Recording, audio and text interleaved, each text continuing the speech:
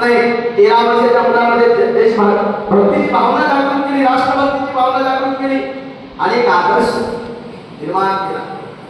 तुकाराम महाराज सांगतात की आपण मेल्याच्या नंतर आपली कीर्ती राहिली पाहिजे.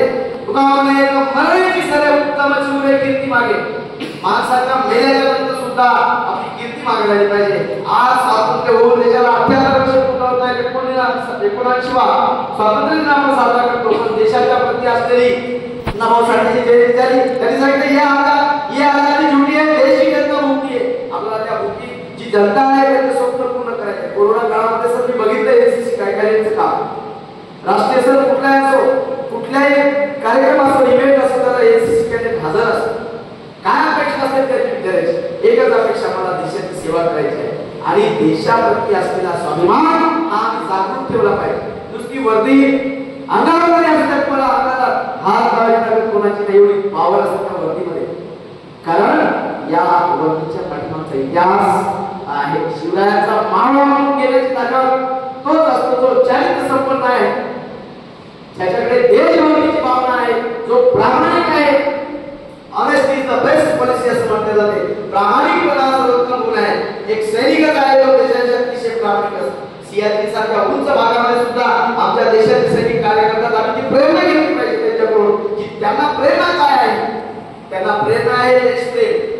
तुमच्या मनात प्रेम असेल देशाविषयी तर किती त्रास असू द्या, तुम्हाला त्याचं काय वाटतं.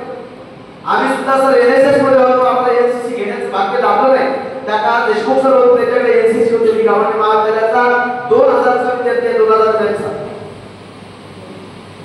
तर मला सांगताना या गोष्टीचा आनंद होतो की आज जरी मला एनसीसी मध्ये येता माझं स्वप्न होतं, पण मी आज एनसीसीच्या कॅडेट समोर माझे मनातले भाव व्यक्त करत आहे. आणि मी सरांनी सांगितल्याप्रमाणे आमच्या देशमुख सरांनी मुख्याध्यापकांनी एनसीसीचा एक ग्रुप आमच्या विद्यालयाला मिळवण्यासाठी परमिशन टाकलेली आहे आणि त्याचा एअर होण्याचा मान सुद्धा मला मिळणार आहे. जर झालं तर निश्चितच मी तुमच्यासोबत खांद्याला खांदा लावून काम करणार आहे. विद्यार्थी मित्रांनो, देशाविषयी आपला स्वाभिमान बाळगण्याचा काळाची गरज आहे.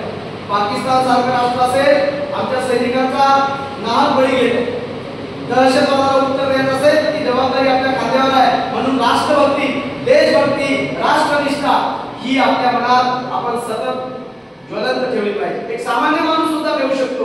देशाप्रती असलेलं कार्य आपण प्रामाणिकपणे, शिपायांचं काम प्रामाणिकपणे करणं, कलेक्टर असेल तर कलेक्टरनं काम करणं, कॅडेट असेल तर कॅडेटचं काम प्रामाणिकपणे करणे म्हणजे देशभक्ती. एखादा झाडूवाला जरी असेल तर त्याला शिस्तबद्ध झाडू मारला की त्याची देशभक्ती आहे.